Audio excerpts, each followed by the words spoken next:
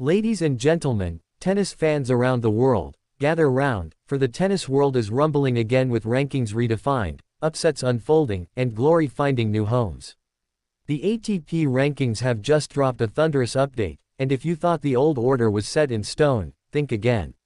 Because a new wave is crashing through the elite, and it's rewriting the script of men's tennis before our eyes.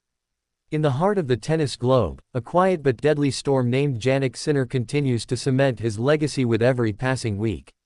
The young Italian, calm as a monk and lethal as a blade, has now entered his 54th consecutive week as the world number 1. And that, my friends, isn't just a number, it's a signal, a seismic message echoing through every clay court, hard court, and grass blade. This makes Sinner's maiden reign the fourth longest in ATP history. Yes, longer than Novak Djokovic's first stint. And that's not just a headline, that's history being redefined. Between July 2011 and July 2012, Djokovic ruled the world for 53 consecutive weeks during his first run at the top. It was a reign that felt like forever, until now. Until Sinner calmly leapfrogged that mark, not with noise, but with silent devastation. Ahead of him, only three legends: Roger Federer, whose 237-week first run may never be matched; Jimmy Connors, clocking in at 160, and Lleyton Hewitt, whose 75 weeks showed just how quickly a young lion could ascend. But Sinner isn't looking back. No, he's looking forward, to titles, to grass court dominance, and to holding off the hungry pack chasing him down. This week at the Halle Open, he has 500 ranking points on the line. A test, certainly. But with a commanding 2,030-point lead over Carlos Alcaraz, the world number 2 and fellow wunderkind, Sinner breathes easier than most at the top. Halle is not a must-win. It's a stage for him to assert. Meanwhile, Alcaraz isn't sitting idle. The Spaniard, with thunder in his forehand and lightning in his legs, has narrowed the gap slightly. But he's still got mountains to climb.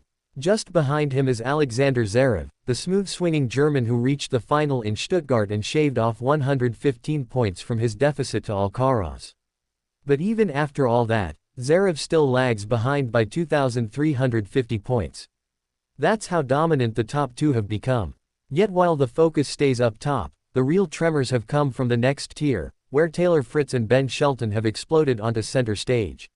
Let's talk about Fritz. The Californian's rise hasn't just been upward, it's been defiant. Fritz marched into Stuttgart, took down giants, and claimed the title with steel in his nerves. His final victim, none other than Zverev. That win didn't just bring him silverware, it catapulted him from 7th to 4th in the rankings. That's not a step forward.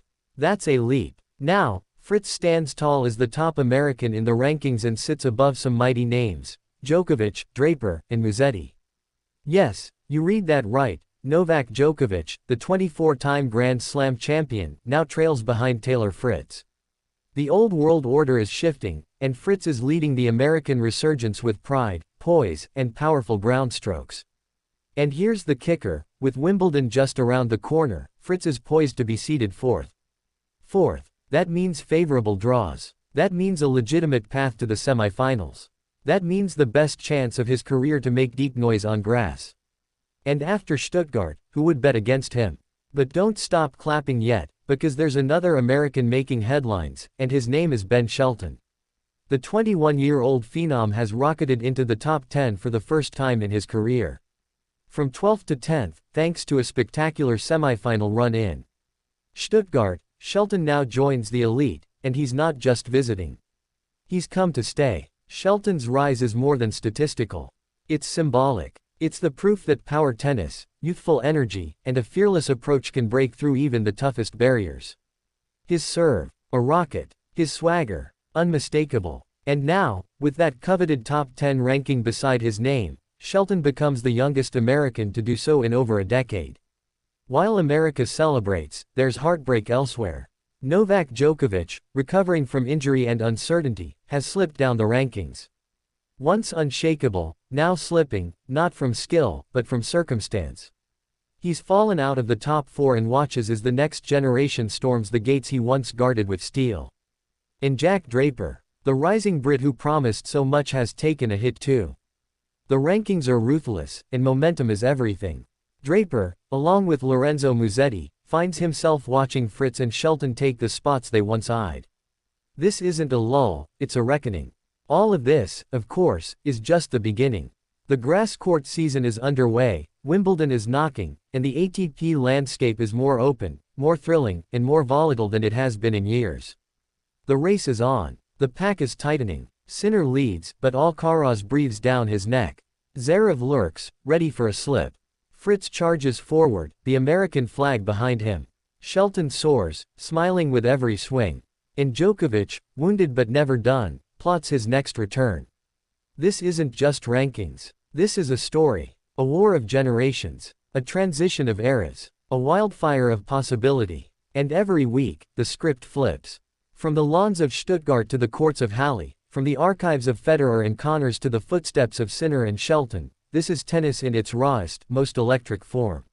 So buckle up. The rankings are alive. The names are shifting. And the throne, though Sinner holds it now, has never looked more vulnerable. The kings are coming. The challengers are fearless. And the world is watching.